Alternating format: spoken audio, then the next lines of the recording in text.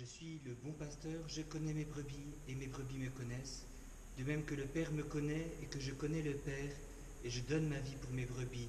J'ai encore d'autres brebis qui ne sont pas de ce bercail, celles-là aussi, il faut que je les mène. Elles écouteront ma voix, et il y aura un seul troupeau et un seul pasteur. Bien, chers enfants, dans cette semaine particulière, nous avons, avec le jeune mesureur, décidé de parler particulièrement du bon pasteur. Et aujourd'hui, vous voyez, je suis devant la statue du Sacré-Cœur qui est en train de montrer son cœur. Vous voyez, un petit peu, je ne sais pas si vous l'avez déjà vu sur les autels, parfois, en bas, nous avons la figure d'un pélican, vous savez, qui ouvre son ventre pour nourrir ses enfants, parce que, bien, quand ils sont affamés, bien, il sera prêt à se sacrifier, s'ouvrir le ventre pour pouvoir les nourrir, et ils vont se nourrir du sang de leur mère. Eh bien, le Seigneur est le vrai bon pasteur, celui qui est capable de se saigner lui-même, d'ouvrir son propre cœur pour pouvoir nourrir de son sang toutes les grâces, tous ses fidèles, de toutes les grâces que nous avons. Donc le Christ est le vrai bon pasteur, et donc du coup cette semaine nous voulons insister sur cette thématique, puisque c'était l'évangile d'aujourd'hui, c'est le vrai bon pasteur. Et notre Seigneur lui-même a voulu insister, puisque vous savez que Jésus est le nouveau David, et que David fut un berger.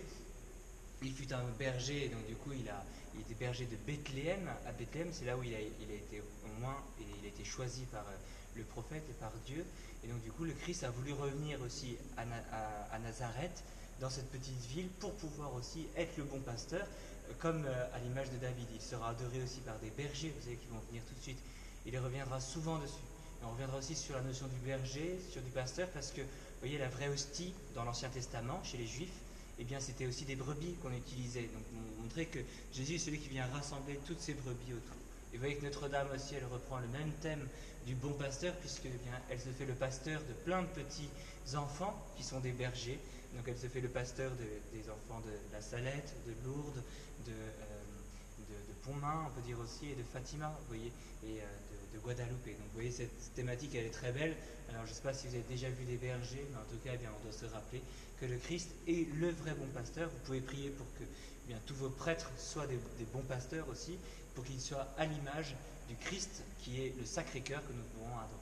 Et puis, nous aurons cette joie de découvrir aussi le mois de Marie auquel il faut se préparer, essayer de réfléchir à des petites résolutions pour offrir ce mois de mai à Marie. Et bonne journée.